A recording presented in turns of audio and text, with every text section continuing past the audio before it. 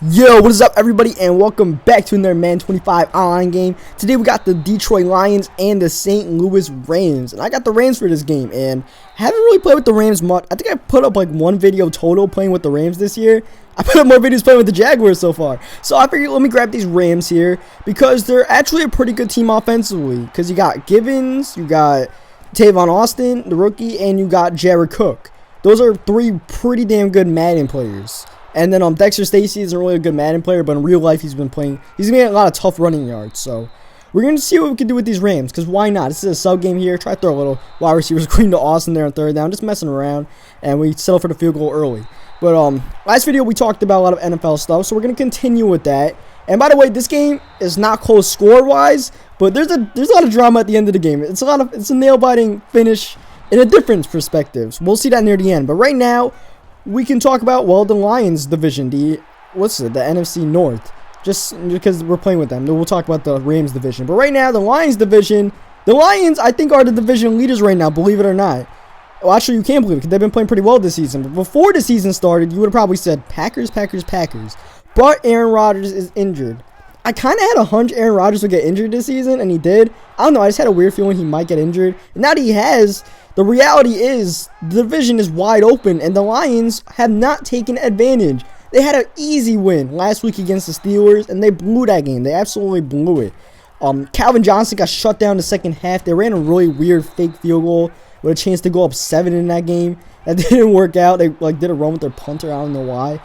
And now, they're stuck battling the Bears, and they're leaving the door open for the Packers. If the Packers win their game this week against the Vikings, which is winnable, Aaron Rodgers could come back soon. He might come back for Thanksgiving Day in a matchup against the Lions, and you never know. Rodgers can get the ball rolling on offense. The defense is decent enough. Eddie Lacy could continue back to the production he had when Rodgers was the quarterback, and Packers, they could come back. But right now, the Packers, they're not looking terrible, but they're not looking like a team that can make the playoff with Scott Tolzien at quarterback, or with Seneca Wallace for like the 2 quarters he played. Or actually, he played almost a full game there last time, but Seneca Wallace is on IR, so that doesn't really matter too much. But Scott Tolzien, he didn't play bad against the Giants, and you really can't blame him for that JPP pick, because that was just like a superstar play by JPP. That you cannot prepare for that on tape, that someone's going to intercept you. You just feel bad for Tolzien when that happens more than anything else. And the Bears, we'll get to the Bears here, because the Bears, now we're talking about the Lions. The Lions, they just need a close game. They need to stop making stupid mistakes. Same stuff that I feel like will probably get Jim Schwartz fired by the end of the year, if not like sometime next year. I picked him to get fired this year, but since the Lions are near playoff contention, his job might get saved, but who knows. But the Bears, that man Josh McCown is getting stuff done, man. He's got a lot of weapons, all right? The Chicago Bears are one of the most stacked teams offensively. When you got Jeffries, Brandon Marshall, 2 very physical receivers, Matt Forte, he just, he'll get you, he'll grind out yards. He's not one of the best running backs in the league, but he's definitely up there. And he can do the service, especially when you got the weapons, as well as Martellus Bennett, by the way. Those Bears are so damn big. And McCown, give him credit, has been making a lot of plays with those receivers. He hasn't made mistakes. He hasn't forced interceptions or anything like that. He's working Trestman's system, and they're winning games, all right? They're winning games. That's all you can say.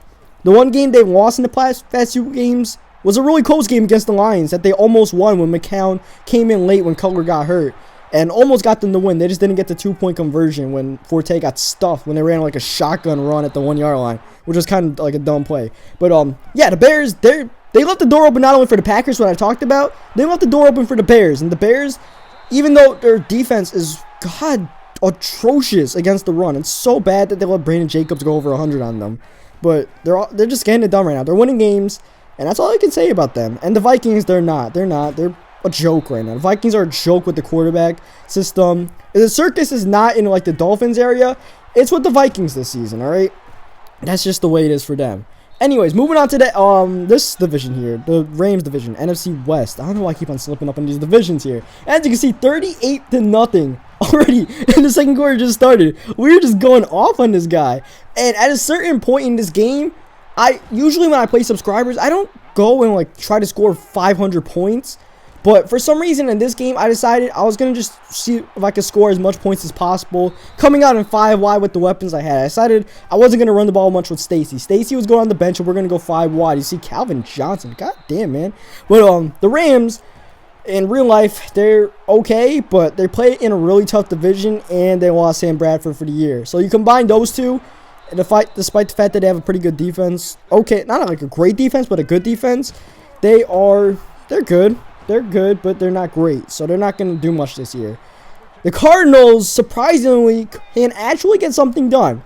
They can actually make the playoffs here. They're battling. The Panthers probably have the first wild card locked up. Panthers, and God forbid the Saints drop to that first wild card. That NFC South spot is covered. The second wild card, the Niners should be containing it. They're leaving the door open right now, which is kind of dangerous. The fact that they're still leaving the door open. And the Cardinals are trying to take advantage. They're taking advantage, and they could win against Indy this weekend at home. Don't count. The Cardinals, they can get stuff done, man. Their defense is beastly. I think I've talked about it before. Washington, Dansby, Calais Campbell. They got a lot of big names. And then Matthew, the Honey Badgers making plays out there. Their defense is really, really good. They're a defense that can make the playoffs, all right? It's like how the Jets make the playoffs some years based on their defense. That's the Cardinals this year. Even though Palmer is playing like Sanchez. Surprise, surprise, USC quarterbacks playing like each other. But they're getting it done. And the Niners, they're not winning against the tough teams right now. And it makes you worry when it comes to playoff time. They won that one big game against the Green Bay, and that's it. They haven't won against the Seahawks. They haven't won against the Panthers. They came really close to winning against the Saints, but they didn't win against the Saints. Kaepernick still looks iffy. Basically, their season depends on if Crabtree can come back and turn that offense around. Otherwise, Cap needs to do something. I mean, Cap's not doing anything, so you need Crabtree to come back and help out. Otherwise, that team is not a Super Bowl team this year. The defense is still beastly. Not the way Madden 25 depicts them, but they're still pretty beastly. You see Tavon Austin. I see you, man, jumping over someone's helmet there. But, yeah, they're not doing too great. And here you see I have 44 points. And at a certain point in this game, I was like, while I'm scoring a lot of points, I'm like, I'm on pace to potentially go to 100 points in this game. I only scored 100 points, I think, once last year. And I could score 100 points probably against some subscriber games, just because the level of, like, ability of playing this game, I don't know, I can't remember, like, a better word to say it, but just the ability to play this game, I'm, like, probably way better than some of these people that I play against the subscribers. I could probably hit 100 a few times, but I don't try to hit 100. I don't try to, like, kill the score like that, run it up big time. But this game, I don't know, I just felt like coming out in 5 wide, and he couldn't stop me, then he was in trouble. As you see, we have 53 points at half. We are on pace for 100. Anyways, moving on to the AFC South. Because the Colts, there's a few things I kind of predicted happening. One was, I kind of predicted Cavs regression this year, which has happened.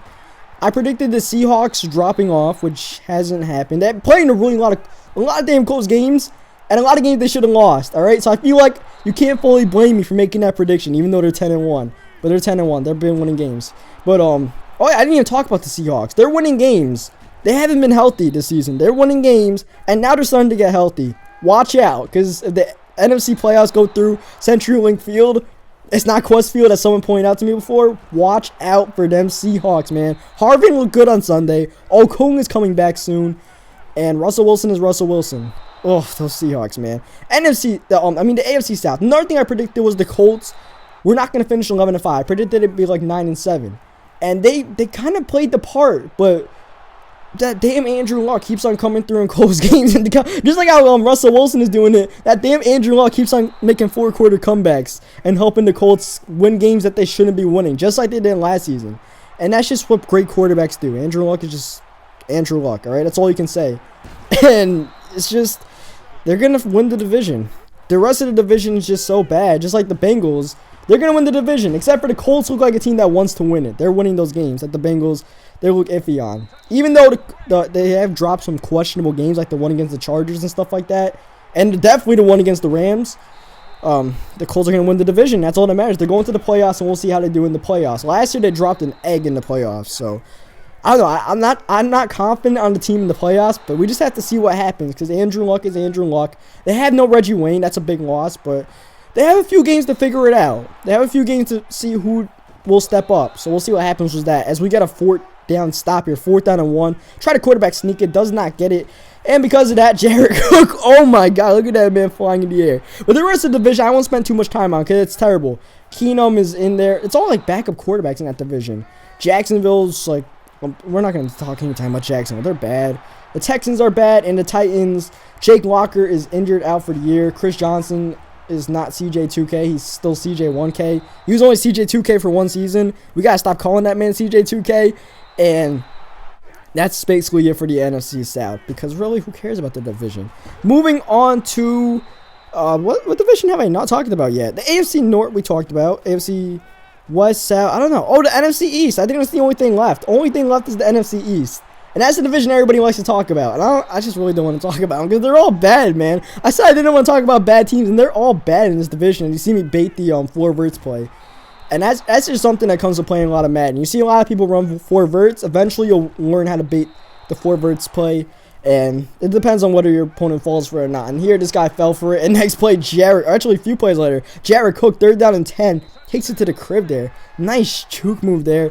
And that's a tight end juking that guy out the way too. With the NFC East here. If I miss a division, I'm sorry, but whatever. We'll get to the NFC East here. And I don't know who to start with because it's just all shit. The Eagles have been playing like the least shit, alright? They're 6-5. They actually have a winning record. And Nick Foles, actually, he has the best passer rating in the past 5 games. So give it up to Nick Foles, people. The man is playing well. He's playing better than Vic did, alright? Whether you like it or not, he's playing better than Vic did. And LaShawn McCoy obviously helps a ton in that category because I think he's like, I'm not sure if he's leading the league in rushing, but he's definitely up there. And he's just so elusive in the open field that he opens up the passing game, and that opens up spots for Deshaun Jackson. You try to stop LaShawn McCoy, and you find Deshaun Jackson downfield, and the Chip Kelly offense. All of a sudden, everybody's back in the bandwagon, right? Until it crashes again. But for now, it looks all good. Eagles are in their bye week, and just see where Nick Foles can take you. See where Nick Foles can win the big games from here on out. And next up, the Cowboys. They're not winning the big games. They're just not winning the big games. And it's going to cost them yet again. For the past 2 to 3 years, that's been the story of the Dallas Cowboys. They haven't won big games, and then when the title crown came on the line, they didn't come through in Week 17. And it was like the same team, different story. It's going to happen again. And that's basically all I can say. Their defense is horrific. Sean Lee is down. That's pretty bad. DeMarcus Ware is limited on injuries. The whole defensive line is like gone. Nobody's there that should be there. They're all injured. Spencer's down since like day 1. And I don't know, the Cowboys, they don't like it looks like, you know, whoever wants to step up in the NFC East will beat the Cowboys, put it that way. I'm not sure they can do it. It seems like Des Bryant gets channeled out of games that he shouldn't be channeled out of. Like last week he had like 2 receptions total, I think, or 2 or 3, something like that. And it seems like he has too much of those games, you know? So, I don't know, I just don't like the Cowboys this year. I picked them to win the division, but they're just not gaining. Eventually, you have to play like a sniff of defense eventually. And like get Des Bryant playing like the beast he is. And the Giants won 4 in a row. My Giants are on a roll. Technically on a roll. We played like 4 of the worst quarterbacks in the league that are starting right now. But we won the last 4 games. Damn it, give it up to us. And I mean, when you look at the Giants' schedule, we played against some really tough opponents early on in the season. We played against the Chiefs. We played against the Panthers. We played against the Broncos. We played against the Bears and stuff like that. We played against a lot of really tough teams, right? So, I mean, in a way, our losses make sense and our wins make sense.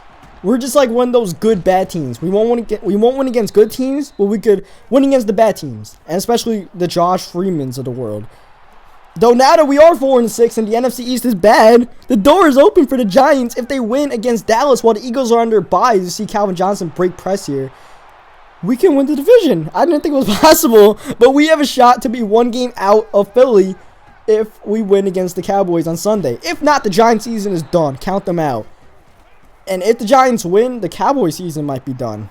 But I don't know. It's just, I just can't believe the Giants are in it, basically. I'm just baffled by the fact that we're somehow in it with the 0-6 start. That shouldn't be possible. And then the Redskins are done this season. I know they came back from a bad record last season, but this season, the defense hasn't been forcing the turnovers. RG3 has been turning the ball over. Offensive line obviously hasn't helped out. Didn't really help out much last year either, but this year, definitely not helping out. RG3's taking too much hits in these games. And RG3, he's regressed. I want to say he's regressed this year, but he's not playing as well as a quarterback should be to help his team make the playoffs when his defense is shit. And here, now that we're done with all that, you know, you could leave your comments here, agree or, as most people do, disagree with me. Into this game, though, because my opponent gets a touchdown here. I kind of let him score here in the fourth quarter because I was so determined to get 100 points. And I was getting mad because as you saw, that last play, he ran the clock down to like 15 seconds on the shot clock there. Or the play clock, my bad, I'm talking NBA. But he ran a lot of clock there. And I'm like, dude, stop running the clock. I'm trying to get 100 points. He doesn't know that. I was like, I told him I'm trying to get 100 points here.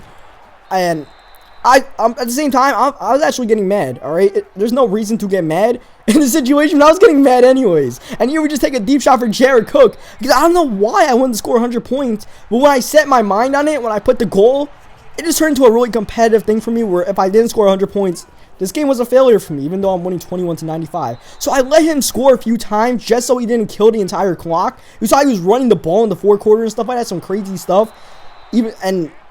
It looked like we might have not even gotten this when we had 88 points entering the fourth quarter. Now we're at 95, and with 36 seconds left, I pull a dirtbag move here, and I call a timeout.